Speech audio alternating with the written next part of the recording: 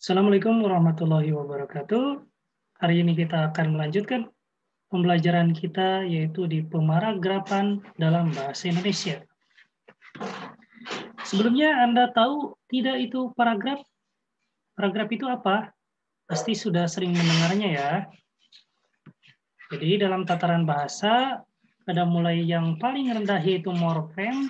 Anda bisa ketahui apa itu morfem, bisa di-searching di internet.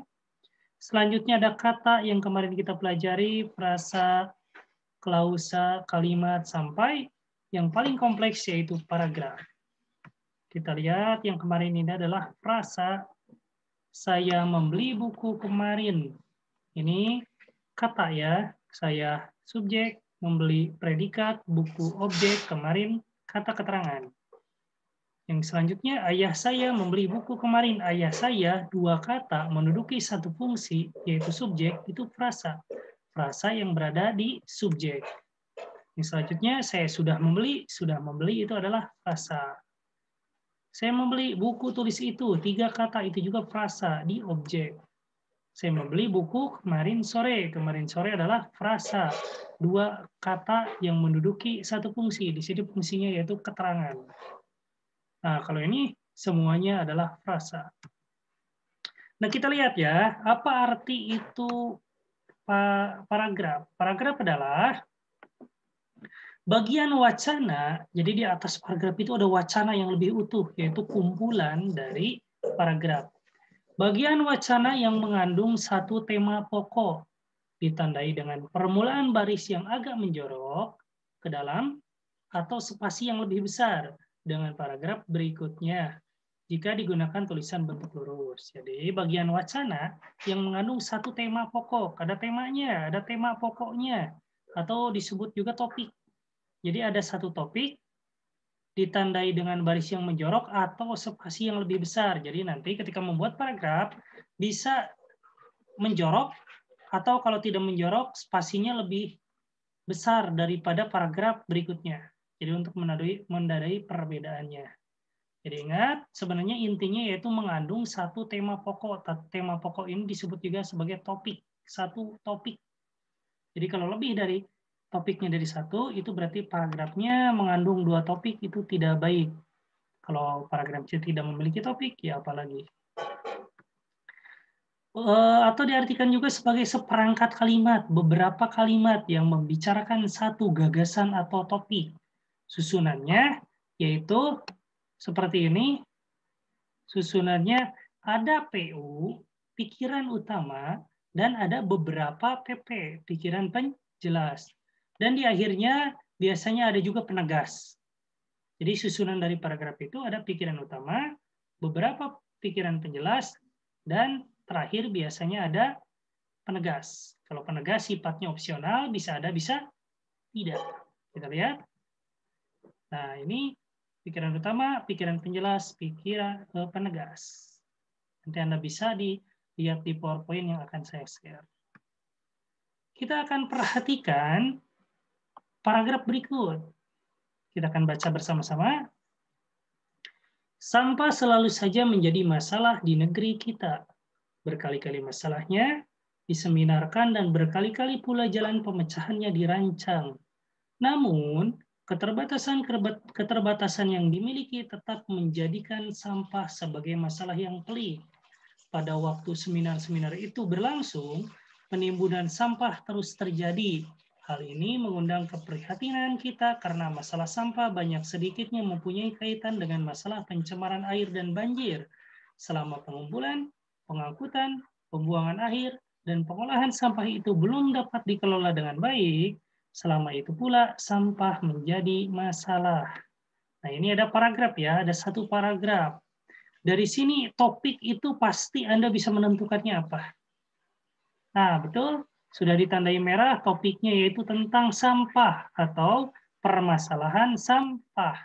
Jadi paragraf ini disebut paragraf yang baik karena hanya memuat satu topik, yaitu topiknya tentang permasalahan sampah. Kita lihat unsur-unsurnya.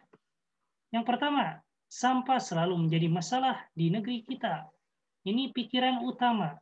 Yang lainnya, Nah, kalimat-kalimat berikutnya yaitu pikiran penjelas. Berkali-kali masalahnya, menjelaskan masalah sampah. Balik lagi ke kalimat pertama.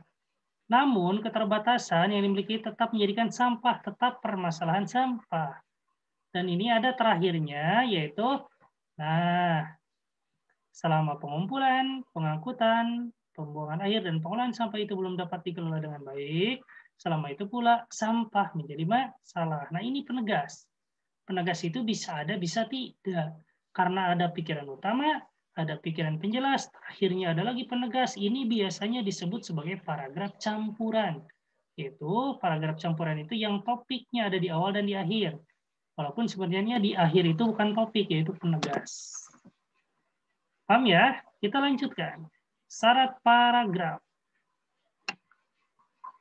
Syarat paragraf yaitu ada kesatuan dan kepaduan. Unsurnya harus satu, kita baca di sini. Jateng sukses. Kata-kata ini meluncur gembira dari pelatih Regu Jateng. Selesai pertandingan final kejurnas tinju amatir Minggu malam di Gedung Olahraga Jateng, Semarang. Nah, ini membahas mengenai Jateng sukses. Mengapa? Karena kata-kata ini meluncur dari pelatih Regu Jateng. Selesai pertandingan final kejurnas tinju. Tiba-tiba selanjutnya, kota Semarang terdapat di pantai. Ya, tiba-tiba menjelaskan mengenai geografis dari kota Semarang. Berarti ini tidak satu topik. Tidak ada kesatuan. Tidak satu topik. Berarti bukan paragraf yang baik. Selanjutnya, harus padu.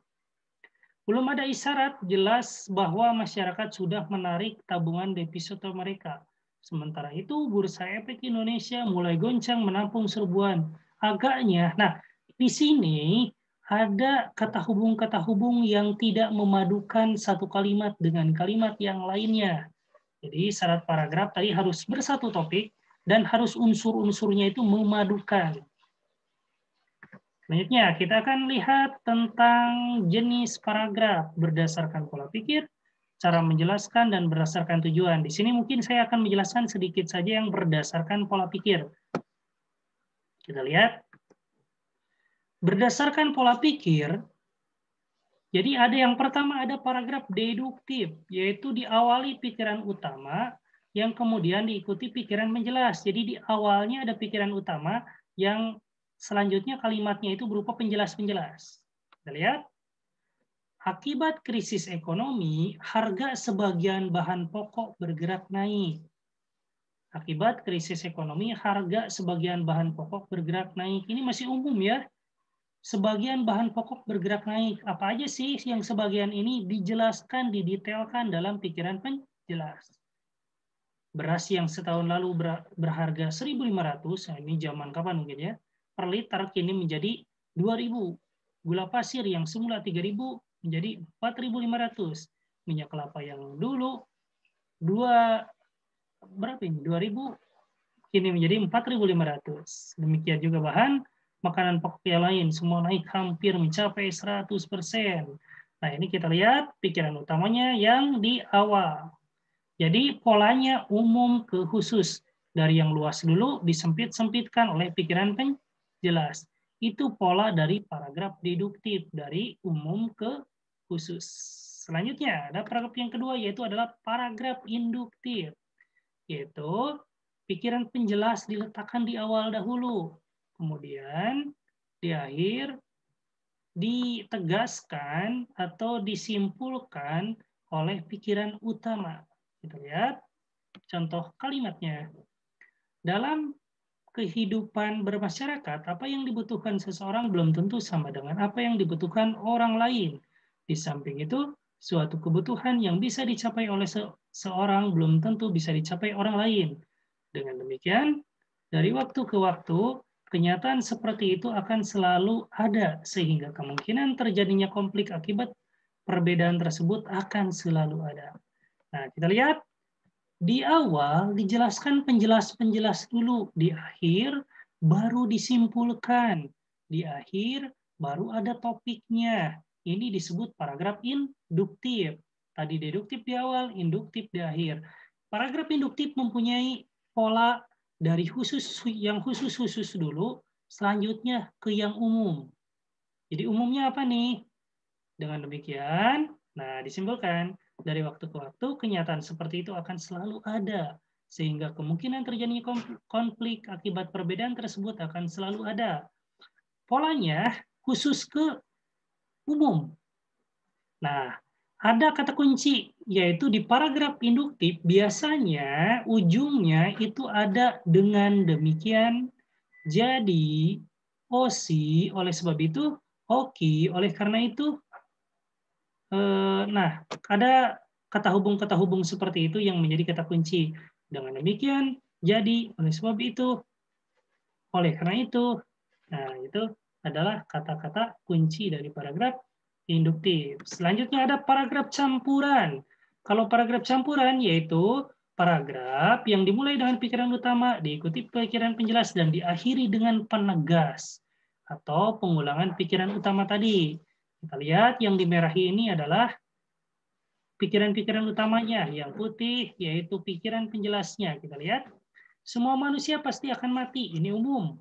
Para penguasa yang disebut kaisar, sultan, raja, atau presiden meskipun hidup dengan fasilitas yang serba melimpah, mereka mati juga. Begitu pula para ahli bela diri yang setiap hari memperkekar otot-otot tubuhnya dengan macam-macam pelatihan dan menu makanan yang lengkap, akhirnya mati. Orang-orang suci, mulai dari para nabi sampai kiai yang doanya selalu atau hampir dikabulkan Tuhan, tetapi doa untuk tidak mati tidak pernah terkabul. Jadi, manusia di dunia ini tidak ada yang bisa hidup abadi. Nah, kalau ini berarti ada topiknya yang bersifat umum di awal, selanjutnya ada penjelas-penjelasnya, diakhiri dengan penegas atau pengulangan pikiran utama. Ini disebut paragraf campuran. Nah, masih banyak jenis-jenis paragraf lainnya, silahkan dibaca sendiri. Tadi ada yang berdasarkan pola pikir, berdasarkan cara menjelaskan gagasan, dan terakhir berdasarkan tujuannya. Sampai di sini penjelasan saya lengkapnya, silahkan dibaca PowerPoint-nya. Terima kasih untuk pertemuan kali ini. Assalamualaikum warahmatullahi wabarakatuh.